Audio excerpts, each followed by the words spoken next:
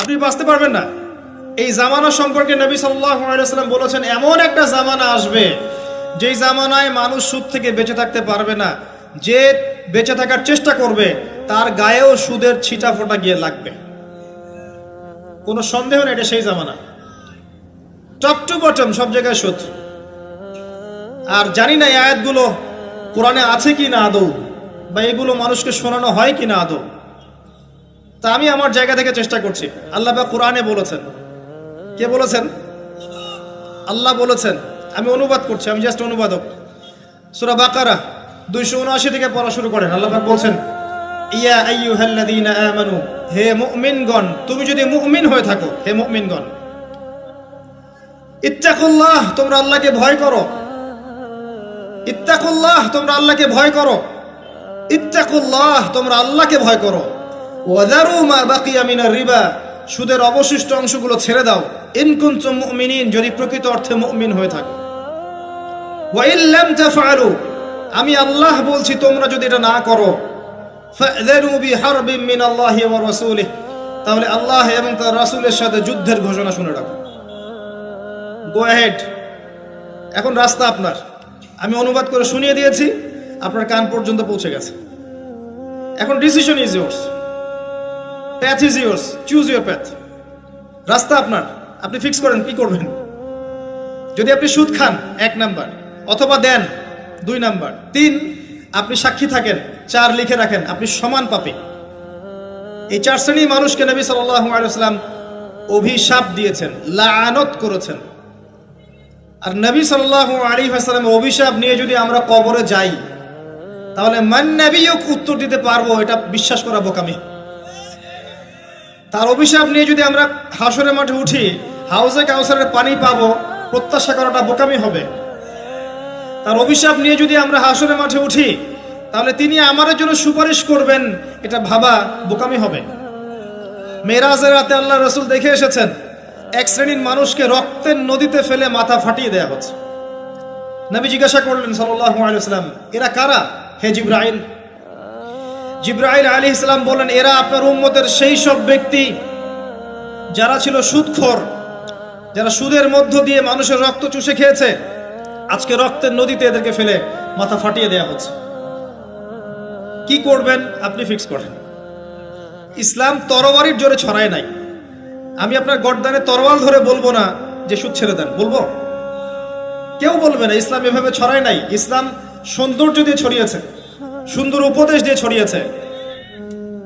উদউ ইলা সাবিলি রাব্বিকা বিল হিকমা ওয়াল মাউইযাতিল হাসানাহ ওয়াজাদিলহুম বিল্লাতি হিয়া আহসান, এভাবে ইসলাম ছড়িয়েছে।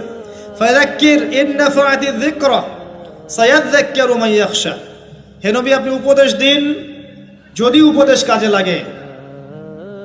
শীঘ্রই যারা আল্লাহকে ভয় করে তারা আপনার উপদেশ গ্রহণ করবে ইনশাআল্লাহ। ওয়া ইয়াতাজান্নাবুহাল আশকা, যারা পাপাচারী ফাসিক তারা উপদেশ গ্রহণ করবে না। ফাযাক্কির ইন্নামা আনতা মুযাক্কির, আপনি উপদেশ দিন, আপনি শুধু উপদেশদাতা। লাস্তা আলাইহিম বিমুসাইতির, আপনি কারো উপর দারোগা নন। এটা একজন দায়ীর কাজ, একজন আলেমের কাজ, এর বেশি কিছু না। আমাদের ম্যাক্সিমাম রিজিকের মধ্যে সুদ ঢুকে গেছে। হয় আমরা খাচ্ছি, না হলে দিচ্ছি, না হলে সাক্ষী থাকছি, না হলে লিখে রাখছি। একজন মুমিনের পরিচয় হচ্ছে ছোট ছোট পাপ তার কাছে পাহাড়ের মতো মনে হবে।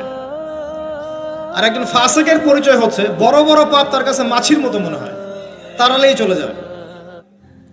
আরো আছে, সহিহ বুখারীর একটা হাদিসে নবীজি বলেছেন, যে ব্যক্তি 1 দিরহাম সুদ খায় সে যেন 36 বার জিনা করেছে। একবার জিনা করার শাস্তি 100 বেত্রাঘাত এবং 1 বছরের জন্য বহিষ্কার, যেটাকে আমরা উস্কে দিই এখন বলি কাছে আসার গল্প। একবার সূরা নূর পড়েন, সূরা নূরের প্রথম আয়াতগুলো পড়েন। যদি কেউ জিনা করে একবার 100 বেত্রাঘাত এবং 1 বছরের জন্য বহিষ্কার। আর যদি কোনো বিবাহিত ব্যক্তি করে তার শাস্তি হচ্ছে রজম, পাথর নিক্ষেপ করে হত্যা করা। আর 1 দিরহাম সুদ খেলে আপনি 36টা মেয়েকে রেপ করছেন। এবার চিন্তা করেন, এই শাস্তিগুলো যদি দুনিয়ায় কার্যকর না হয় এবং দুনিয়াতে যদি আমরা তওবা না করে যেতে পারি, পরকালে কার্যকর হবে কোনো সন্দেহ নাই। দুনিয়াতে শোধ করে যাওয়া ভালো পরকালের চাইতে। অতএব আল্লাহর ওয়াস্তে আমি হাত জোর করে রিকোয়েস্ট করছি, আল্লাহর ওয়াস্তে সুদ ছেড়ে দেন। ভ্যান চালায় খান, সবজি বিক্রি করে খান, একটা ছোট কাপড়ের ব্যবসা করে খান, একটা মাছের আড়ত করে খান, গবাদি পশু প্রতিপালন করে খান, কৃষিকাজ করে খান, আল্লাহর ওয়াস্তে সুদে যায় না। আরেকটা কথা বলি, এই হাদিসটাও শুনে রাখেন। নবী করিম সাল্লাল্লাহু আলাইহি ওয়াসাল্লাম, কার নবী? আপনার তো, আপনারই তো নবী। তিনি বলেছেন সুদের পাপের ৭৩টা শাখা আছে। কতটা? যার সর্বনিম্ন শাখা হচ্ছে নিজের মায়ের সাথে জেনা করা। এখানে যদি একটা বিল্ডিং থাকে, যে বিল্ডিং এর মধ্যে মনে করেন কথার কথা না আউযুবিল্লাহ অনেক প্রস্টিটিউট মহিলা আছে, কথা বুঝতে পারছেন? এখানে আছে অনেক প্রস্টিটিউট মহিলা, যারা এখনকার ভাষায় সেক্স ওয়ার্কার্স, কারণ তারা যৌনকর্মী বলতে চায়, পতিতা শব্দ ইউজ করতে চায় না, তারা এটাকে একটা স্বীকৃতি দিতে চেষ্টা করছে আর কি। সেক্স ওয়ার্কার্স এটা একটা কাজ, নাউযুবিল্লাহ।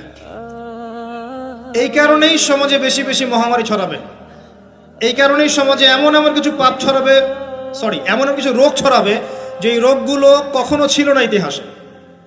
এই কারণেই হাদিসে এসেছে, শেষ জামানায় যখন অশ্লীলতা বেড়ে যাবে, বেহায়াপনা বেড়ে যাবে, নগ্নতা বেড়ে যাবে, তখন সমাজে বেশি বেশি এমন এমন রোগ ছড়াবে যে এই রোগগুলো আগে কখনো ছিল না।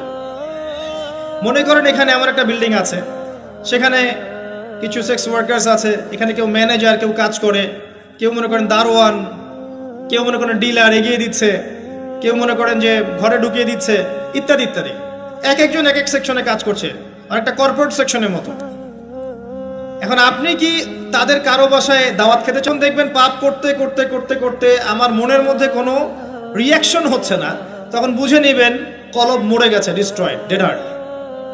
হ্যাঁ, আপনার পুরো দুনিয়া এবং আখিরাত বরবাদ হয়ে যাবে, এবং আপনি এর মধ্য দিয়ে আল্লাহর সাথে যুদ্ধ করছেন, নবীর সাথে যুদ্ধ করছেন। এর উপরেও আছে পেপার মানির মধ্যে সুদ। ওই যে বললো 1 দিরহাম, এই দিরহাম আবার কি জিনিস? দিরহাম মানে রৌপ্য মুদ্রা। দিনার এটা কি জিনিস? স্বর্ণ মুদ্রা, ইসলামিক মুদ্রা। সেই যে চলে গেছে ব্রিটিশরা আসার আগে, এখন আর দেখা যায় না।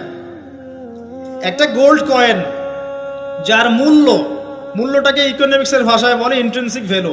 ইন্ট্রিনসিক ভ্যালু, এই ভ্যালুটা এই স্বর্ণ মুদ্রার ভিতরেই থাকে। একটা পেপার মানির ভ্যালু, ইন্ট্রিনসিক ভ্যালু এর ভিতরে থাকে না, এর বাইরে থাকে, যেটাকে আপনি নিয়ন্ত্রণ করতে পারবেন, কমাতে পারবেন, বাড়াতে পারবেন। আর এর সাথে যখন পেট্রো ডলার অ্যাড হয়েছে, তখন তো মাশাআল্লাহ জুলুম আরো উপরে উঠে গেছে।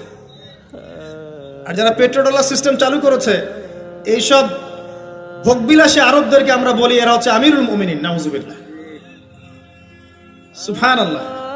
কত অন্ধ হলে মানুষ এদেরকে আমিরুল মুমিনিন মনে করতে পারে, যারা মুসলিমদের প্রপার্টি সব আমেরিকার হাতে তুলে দিয়েছে, আর সেই প্রপার্টি দিয়ে এরা বম্বিং করে করে সারা বিশ্বের মধ্যে মুসলিম হত্যা করছে।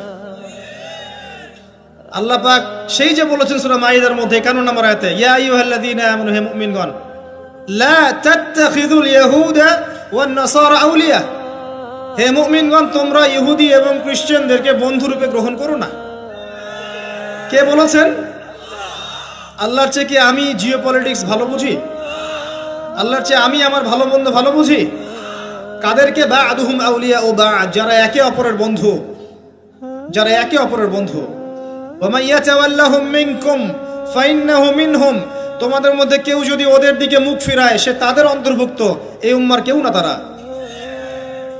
সে যেই হোক, বিশ্বের এইসব নামধারী মুসলিম কান্ট্রিদের চাইতে বাংলাদেশের পররাষ্ট্রনীতি অনেক ভালো আছে, 1000 গুণে ভালো আছে। কি মনে করেন আপনি? এসব ফাসেকা জালেমদেরকে আপনি আমিরুল মুমিনিন মনে করছেন? আল্লাহ পাক বোঝার তৌফিক দান করুন।